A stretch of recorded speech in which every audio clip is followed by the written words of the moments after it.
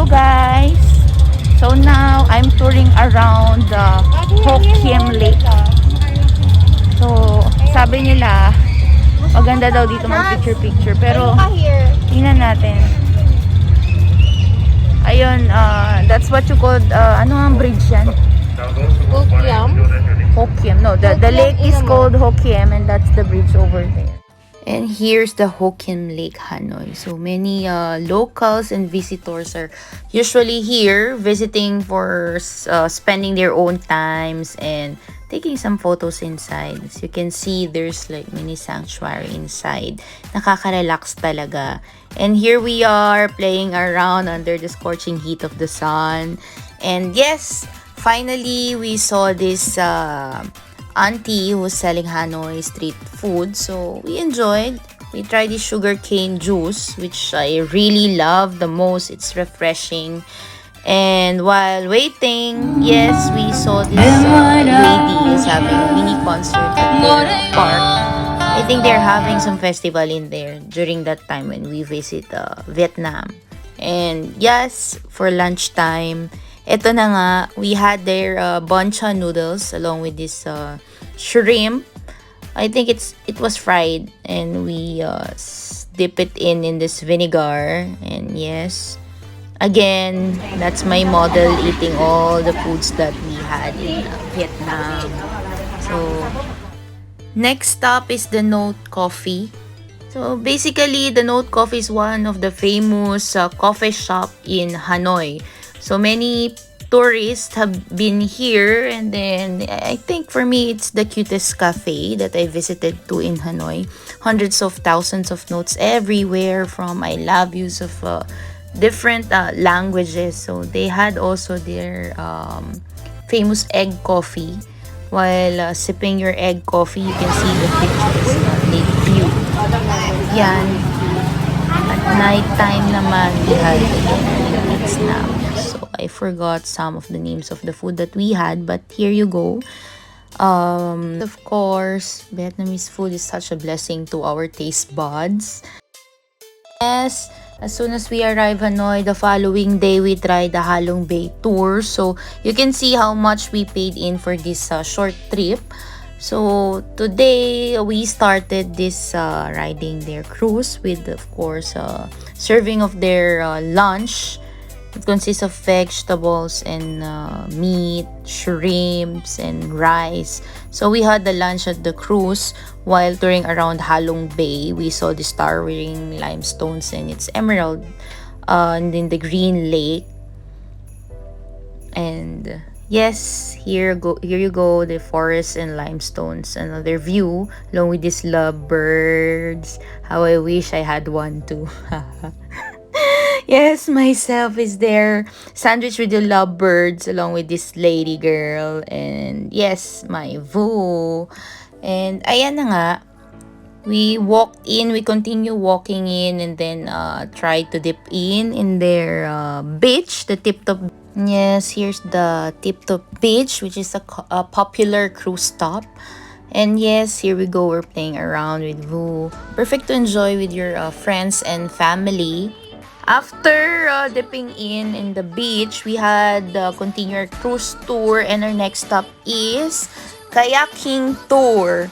I really wanted to try this kayaking tour, kaya lang I got nervous and I was afraid I might drown in the water. So here's my friend giving her word of the day kasi hindi kami natuloy. I'm sorry, my friend.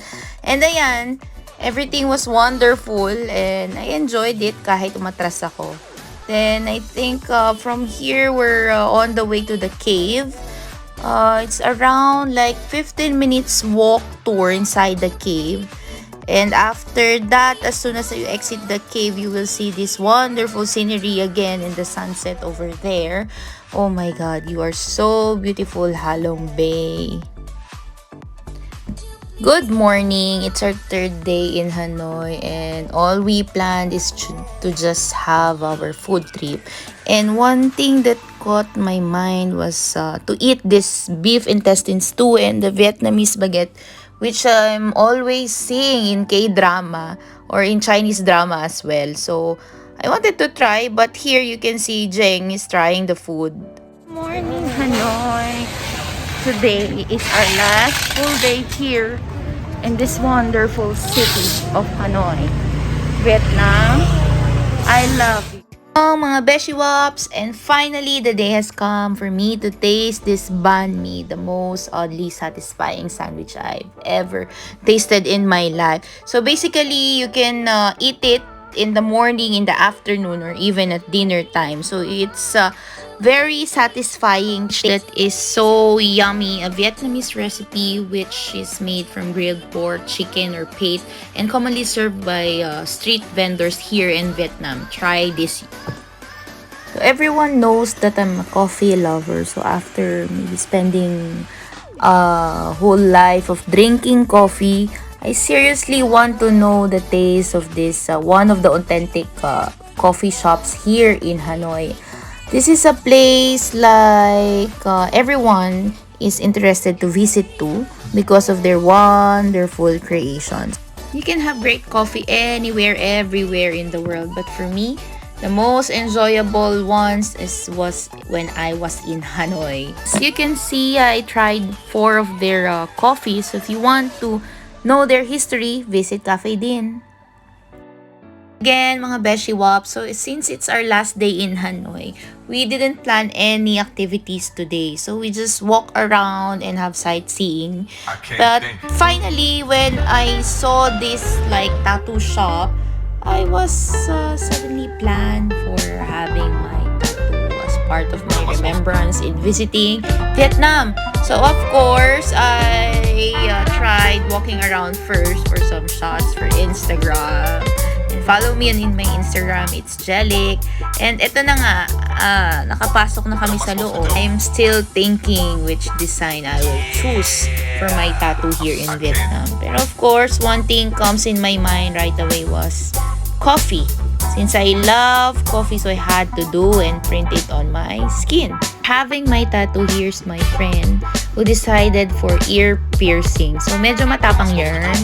Kakaiba yung pagbutas nila dito. At ayan, here's me. Started my tattooing and I really love the feeling of being tattooed by this kuya. I forgot his name because his hands was so soft and light na I didn't feel that I was being tattooed that time. Highly recommended for their service. So here's Ho Kim Lake at night. While walking around at night, we had these various fresh fruits that we bought in this fruit stand of auntie. After that, we had our last food trip in Hanoi. So I feel sad, bittersweet. But yes, thank you so much Vietnam for a wonderful experience. Thank you for making us so full and happy. My heart is so happy by seeing all your wonderful places and eating all the foods there. Thank you, Vietnam. I love you. Look at the colors behind us. It's the same because as of Vietnam time, 10:40 a.m. Ako na po ang may-ari ng Vietnam convenience store. So, look at the sky. Isn't it clear? My goodness.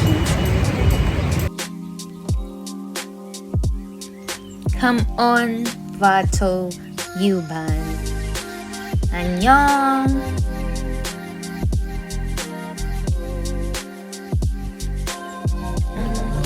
Hello, Doha. Umalis ng Dohang fresh, bumalik ng Doha na agad.